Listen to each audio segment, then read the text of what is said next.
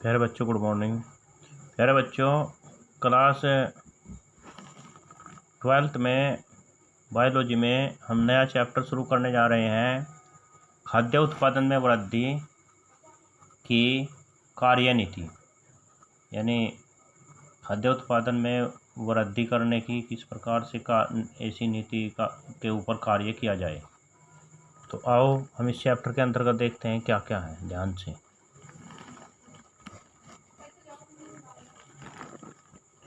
कृषि की शुरुआत 7000 से 13000 वर्ष पहले मीसोलिथिक युग में नई तथा पुरानी दुनिया में स्वतंत्र रूप से हुई। यानी ज़्यादा दिन नहीं हुए जो खेती प्रारंभ हुई है, वो 7000 से 13000 साल पहले ही खेती प्रारंभ हुई। उससे पहले मनुष्य जो है जानवरों जैसा जीवन व्यतीत करता था।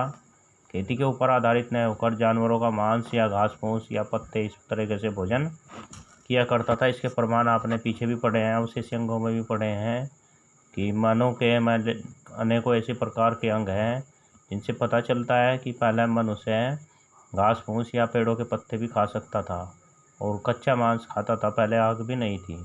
तो खेती का आविष्कार जो है ज़्यादा दिन से नहीं हुआ। नेक्स्ट पॉइंट, नारियल का पौधा मनुष्य के लिए बहुउपयोगी है, यानी बहुत सारे उपयोग इसके हैं। इसको कल्प वृक्ष भी कहते हैं। नारियल के पौधे को कल्प वृक्ष भी कहते हैं, यानी ट्री ऑफ हेवन, स्वर्ग का पेड़। गेहूं की रिडले किस्म ऑस्ट्रेलिया से भारत में पुनः स्थापित की गई। जीन अभियांत्रिकी की सहायता से जीन स्थानांतरित कर ट्रांसजेनिक पादप बनाए जाते हैं, यानी लगभग आम भाषा में जिसको कह दो कलम चढ़ाई जाती है एक पौधे की दूसरे पौधे पर। इस तरीके से ये तो कलम चढ़ाना होगा, लेकिन जीनों में ही परिवर्तन कर दिया जाता है। ये बीज तैयार इस तरीके से किए जाते हैं।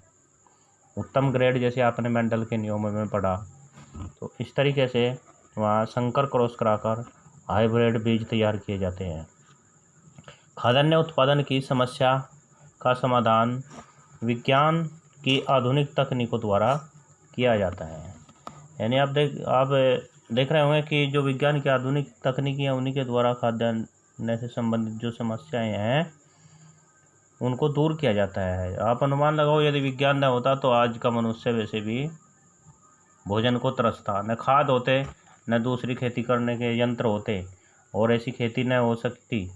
और जितना एक आदमी के यहाँ अनाज पैदा होता है, एक टाइम ऐसा था कि पूरे गांव में उतना अनाज पैदा होता था। तो ये सब विज्ञान के द्वारा ही संभव हो सका।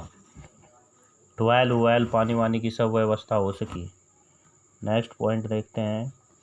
खाद्य उत्पादन के प्रबंधन में फसल की किस्म, छांट, जुताई, बोने की विधि, खाद प्रबंध व कीट प्रबंध आदि आते हैं। तो खाद्य उत्पादन में ये सब सामान आते हैं।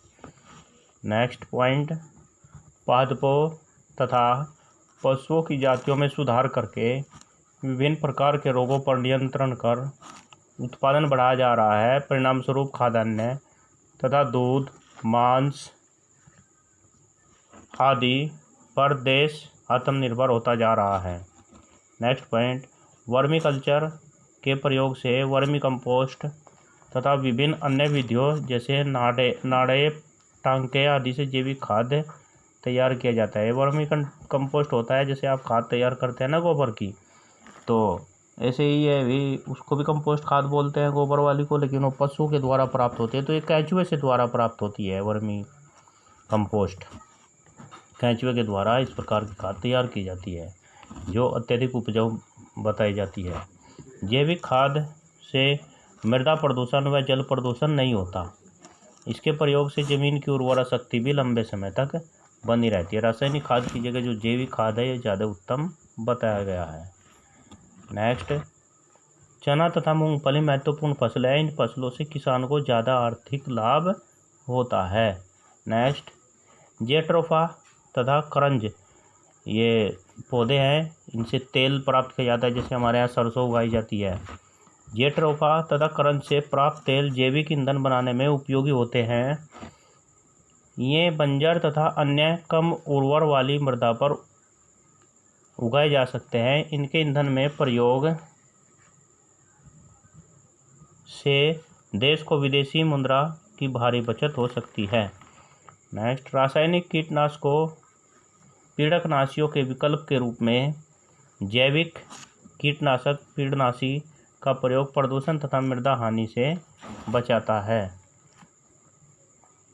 नीम, आक तथा धतूरा आदि पौधों की पत्तियां तथा फलों का प्रयोग इनके बनाने में किया जाता है। नेक्स्ट, कार्बनिक खेती के अंतर्गत जैविक उर्वरकों का प्रयोग किया जाता है तथा रोग नियंत्रण हेतु जैविक कीटनाशकों को उपयोग में लाया जाता है। नेक्स्ट, वे सभी पदार्थ जो वनस्पतियों तथा पशु पक्षियों के मलमूत्र से प्राप्त होते हैं खाद कहलाते हैं, जबकि वे कार्बनिक पदार्थ जो कारखानों में तैयार किए जाते हैं उर्वरक कहलाते हैं। मृदा की उर्वरता एवं पौधे की उत्पादकता में वृद्धि करने के लिए खाद का प्रयोग अत्यधिक मात्रा में तथा उर्वरकों का प्रयोग सूक्ष्म मात्रा में किया जाता है। यानी जो उर्वरक होते हैं, रासायनिक खाद होते हैं, उनका प्रयोग कम मात्रा में किया जाना चाहिए। केंचुओं की वैज्ञानिक तरीके से नियंत्रित दशाओं में प्रजनन व पालन को कृषि संवर्धन या वर्मीकल्चर नाम से जाना जाता है। तो ये कुछ पॉइंट्स हो गए जिनको आप अच्छे से नोट कर सकते हो, जो लेसन में काम आएंगे और वैसे भी इनके विषय में आपको जानकारी हो जाएगी।